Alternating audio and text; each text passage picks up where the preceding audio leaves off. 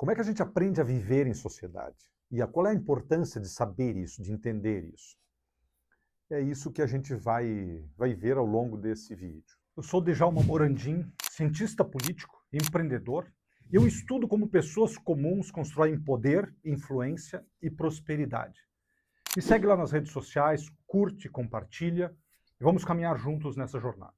Eu te convido para me seguir, para compartilhar os conteúdos e fazer parte desse movimento aí de reflexão sobre a prosperidade, sobre a política, a vida em sociedade e assim por diante. Mas vamos voltar para essa pauta, trazer essa pauta aí objetivamente. O Émile Durkheim, um dos primeiros, digamos, um dos fundadores das ciências sociais, ele falou o seguinte, que a gente vai aprendendo a conviver em sociedade pelo elogio e a crítica, ou o elogio e o constrangimento. Então a gente faz coisas que são coerentes quando a gente é criança, né? E a gente recebe uma indicação de que aquilo está correto, ou a gente recebe um silêncio. O silêncio, de uma certa maneira, ele diz assim, tá bem, tá tudo certo, não tem problema aí não.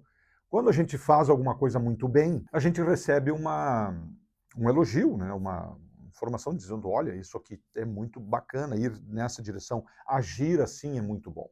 E quando a gente age de uma maneira um tanto inadequada, a gente recebe um constrangimento, uma crítica, dizendo, olha, não é por aí. E a gente recebe constrangimentos não só dos nossos pais. No começo, sim, dos pais, dos parentes próximos, etc. Mas depois, com a vida, a gente recebe constrangimentos variados. A gente vai no colégio, por exemplo, no colégio, a professora nos constrange, os colegas nos constrangem, nos elogiam também, né? Então, essa adequação social, ela vai acontecendo dessa maneira, através dos elogios e dos constrangimentos. Por que eu estou falando sobre isso? Porque isso é uma questão importante. Porque a gente pode olhar, e nem sempre os constrangimentos nos levam para um lugar interessante, e nem sempre os elogios também nos levam para um lugar interessante. Eles vão nos formatando, mas a gente pode repensar isso. Por exemplo, se as pessoas que estão à nossa volta elas têm uma compreensão muito pequena sobre a prosperidade, elas tendem a nos constranger de uma maneira que também nos desvie da prosperidade, ou tendem a nos elogiar também de uma maneira que nos desvie da prosperidade, ou que nos aproxime parcialmente da prosperidade. E isso vale para tudo. Vale para a maneira como a gente se comporta, né?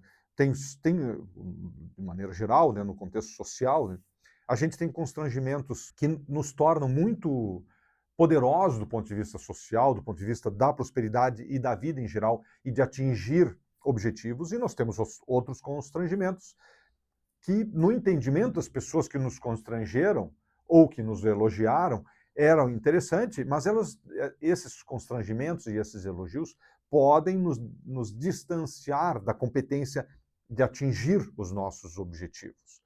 Então, essa reflexão ela é muito interessante. O Durkheim ele deu uma olhada lá, o que eu estou fazendo? Eu estou pegando lá o conhecimento que eu adquiri nas ciências sociais, na ciência política, etc., e estou trazendo para o cotidiano, para entender a nossa realidade, como é que nós somos concebidos como seres sociais, como seres humanos, e o uso, e como a gente pode fazer uso disso de uma maneira mais ou menos eficiente. Por exemplo, quando eu vou numa psicóloga, num psicólogo, eu vou pegar as minhas recordações, eu vou pegar os eventos da minha vida e vou começar a olhar para eles. A psicoterapia ela parte mais ou menos desse pressuposto, de que eu vou olhar para o meu histórico, para a minha história, e vou dar uma analisada e vou ver o que é mais interessante, o que não é tão interessante, e eu vou colocando consciência e fazendo reformulações na minha jornada, nas coisas que estão construídas dentro de mim. Mas eu posso fazer isso pessoalmente também, eu posso começar a olhar para o meu histórico, observar os conceitos que estão construídos dentro de mim e fazer transformações, adequações. Às vezes eu tenho que romper completamente com algum tipo de conceito, outras vezes eu posso simplesmente reafirmar ele, tornar ele mais categórico ainda e dizer, não, o caminho é realmente por aqui. E a gente tem um contexto hoje das redes sociais e do mundo atual. E a gente vê o seguinte, no mundo atual, por exemplo, a gente tem essa história dos haters, esses comentários mais duros. Né? Às vezes a pessoa não está interessada em adequações sociais, em fazer com que a gente crie adequações sociais. Ela está simplesmente fazendo a crítica pela crítica. Essa é uma outra coisa. A pessoa não está interessada no bem de quem está lá do outro lado. Ela simplesmente tem um conceito, vê um conceito diferente do dela, ou ela está de mau humor, ou ela está com algum problema naquele momento, e lança uma tese bombástica ali naquele contexto. Mesmo, por exemplo, uma pessoa pode estar assistindo esse conteúdo aqui agora, indignada com isso que eu estou falando, e lança uma crítica contundente. Ou crítica, ou etc., ou coisas piores ainda. Então, eu não estou falando disso. Isso também pode funcionar, pode contribuir de alguma maneira. Mas eu estou falando dessa coisa, digamos assim, amorosa, dessa lógica realmente de coesão social, para a gente ir construindo coesão social. Imagina que eu saia, por exemplo, sem camisa. Eu começo a andar sem camisa todo dia, por aí. As pessoas vão trabalhar para me constranger, a minha família vai trabalhar para me constranger, para dizer, olha, cara, não dá para andar sem camisa. A gente anda, ou pelo menos uma camiseta, né? Aí daqui um pouco as pessoas na volta vão dizer, cara, o que tu está fazendo sem camisa aqui? Como é que tu acha que tu vai conviver socialmente sem camisa? Só sem camisa, é uma coisa super simples. Eu lembro uma vez que eu usei uma calça diferente lá e o meu avô me chamou a atenção. A única vez que o meu avô me chamou a atenção. Ele me disse assim, um homem não usa calça de duas cores. Caramba. Aquilo me marcou porque foi a única vez na vida, e eu convivi muito com ele, que ele chamou a minha atenção. Ele falou exatamente isso e só isso. E então foi um constrangimento. Eu já dei fim naquela calça e segui a vida ali. Então, essa compreensão, né, como é que se constrói essas nossas adequações sociais é muito interessante. Porque muitas vezes a adequação social, por exemplo, a família, ela vai trabalhar para construir uma adequação no ambiente onde ela está. A mediocridade, ela precisa dessa adequação também. Então eu preciso olhar para as coisas que, digamos, o meu contexto, principalmente aquele primeiro momento da minha vida, ali até os 7 anos, depois até os 14, 15 anos, ou o primeiro momento, aqueles primeiros momentos, que tipo de adequações foram construídas em mim? É importante observar isso. E é importante observar que eu não sou aquilo. Essa é uma outra compreensão extremamente importante. Eu não sou os meus pensamentos. Eu uso os pensamentos. Eu faço uso deles, dessa competência, dessa capacidade de pensar. Então, eu não sou aquele conteúdo que está dentro de mim. E por que pensar isso eu não sou? Por quê? Porque aí eu me torno competente para transformar. Se eu me identifico com os pensamentos, se eu me considero eles, eu tenho dificuldade de transformar comportamentos, pensamentos e assim por diante. Então, eu não sou, eu posso pensar o que eu penso hoje e posso pensar o oposto. Eu pego um pensamento qualquer, né, e eu posso, no dia seguinte, claro que daí eu preciso criar o hábito de pensar o novo pensamento, e isso, via de regra, demora 21 dias, eu preciso ficar atento por 21 dias no novo pensamento para que ele se transforme num hábito, para que automaticamente, quando eu lançar a minha existência na direção daquilo, eu vá para aquele novo pensamento. Mas eu posso transformar um pensamento instantaneamente, inclusive no oposto dele. Essa compreensão ela é muito importante para a prosperidade, porque significa eu preciso fazer transformações.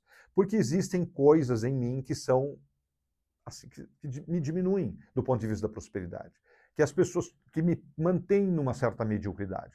Eu preciso ter uma impetuosidade. Daqui a um pouco mesmo eu vou gravar um vídeo sobre isso, sobre uma atitude, sobre um estado de alerta que é necessário para a prosperidade, ou uma atitude, uma forma de encarar o mundo e a mim mesmo para simplificar o processo dessa relação com a prosperidade. Mas voltando para essa questão. Então, nós somos construídos assim, pelo elogio e pelo constrangimento. E aí nós nos adequamos ao mundo à nossa volta. Depois eu preciso fazer reflexões sobre isso. E eu estou dizendo isso agora, nesse momento, na tua vida, nesse momento você precisa olhar para a formatação que está aí pronta e fazer adequações. Estudar, por exemplo, eu estou gravando conteúdos por quê? Porque eu quero promover essa expansão de consciência, essa reflexão sobre essa coisa chamada prosperidade. Eu tenho todas as respostas? É claro que não. Daqui a um pouco, por exemplo, a pessoa pode me dizer assim, tá, mas o Elon Musk entende muito melhor de prosperidade do que você. E eu vou dizer, realmente, é evidente, né?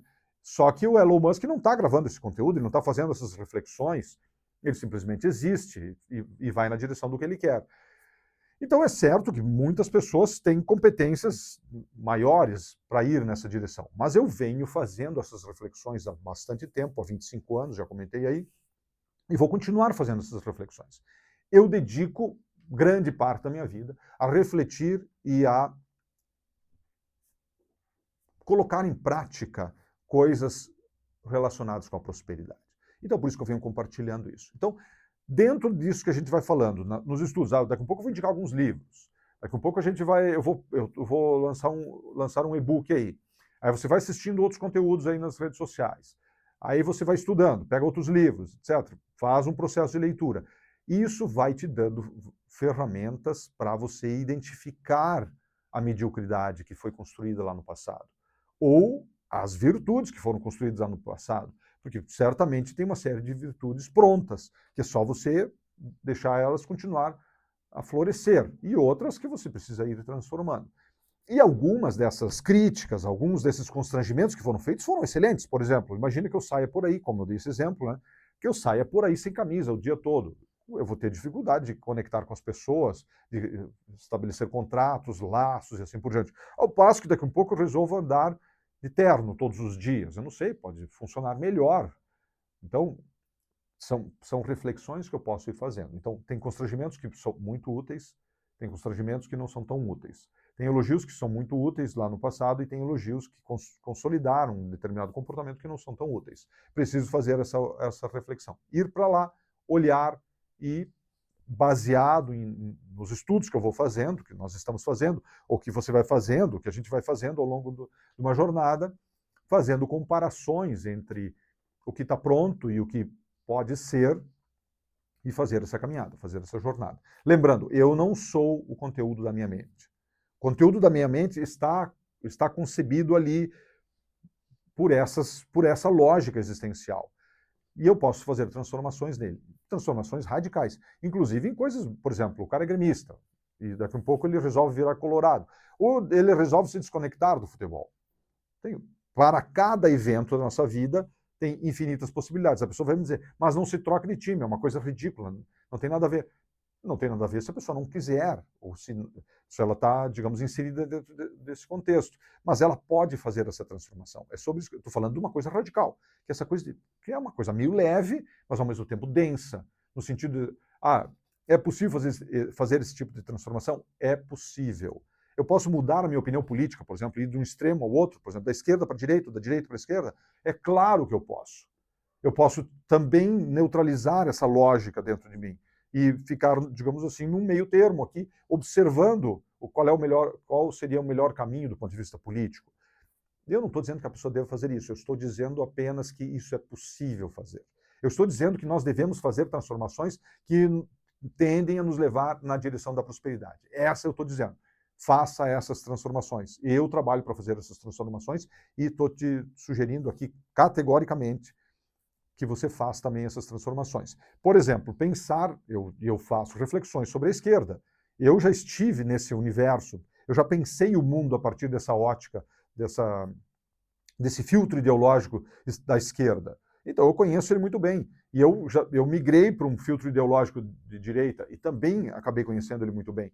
Então, do ponto de vista da prosperidade, eu vou fazer reflexões contrárias à compreensão da esquerda, por exemplo. Em muitos momentos. Por quê? Porque esse filtro ideológico ele é limitante do ponto de vista da prosperidade. O outro filtro ideológico também produz limitações? Também. E a gente vai fazer reflexões sobre isso. Mas a questão básica e geral é essa que eu estou querendo trazer. As coisas que estão construídas dentro de nós, elas foram construídas socialmente. E elas podem ser transformadas. E eu digo, se as compreensões que você tem, que eu tenho, prejudicam, por exemplo, a minha saúde, se as compreensões que eu tenho prejudicam a minha saúde, eu devo modificar. Se as compreensões que eu tenho prejudicam a minha prosperidade, eu devo modificar essas compreensões. É sobre isso que a gente está tratando. Sobre compreensões, sobre verdades, entre aspas, né? Porque não são verdades, são simplesmente coisas que foram construídas ali dentro. Porque eu já estou dizendo isso, eu posso pensar uma coisa e posso mudar para o oposto. Nenhuma é verdadeira, digamos, uma é mais adequada para os meus interesses do que a outra, é simplesmente isso. O que é mais adequado para os teus interesses? Se a gente for pensar em verdade, falsidade, etc., é uma outra história, é uma reflexão filosófica, já falamos um pouco sobre isso. Eu posso entrar nelas porque eu já estudei isso, filosoficamente falando, na universidade, inclusive. Mas não é o momento para isso. O momento aqui agora é esse. o que é mais adequado, o que é mais inteligente, o que me leva onde eu quero ir, e onde eu quero ir. Então essa é outra coisa importante. Daqui a um pouco eu vou gravar um vídeo também sobre objetivo, sobre plano, estratégia, onde eu quero ir. Isso são coisas muito importantes. A partir de onde eu quero ir, dessa clareza, eu quero ir para tal lugar. Aí eu vou estabelecendo estratégias. E essas estratégias incluem transformações nesse meu universo interior aqui. E essas transformações, veja só, não estou dizendo que você precisa.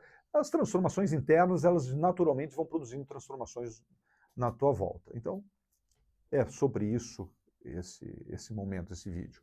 Curte, compartilha, vai lá para os nossos conteúdos, vai ver, a gente tem uma série de vídeos aí que a gente está gravando diariamente praticamente, né? A gente só não está lançando vídeos nos finais de semana e nos feriados, mas daqui a um pouco talvez até a gente faça isso. Mas a gente está gravando uma série de vídeos, reflexões, vai lá, observa, tem um histórico inteiro aí.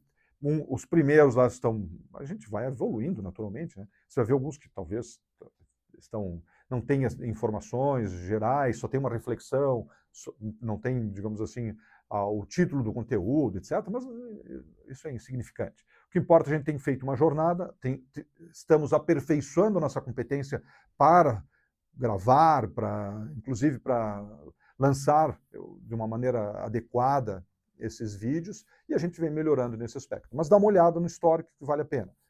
Aí você vai ver uma série de reflexões que a gente vai fazendo aí. Curte, compartilha e segue aí os nossos canais. Consistência e constância são poder.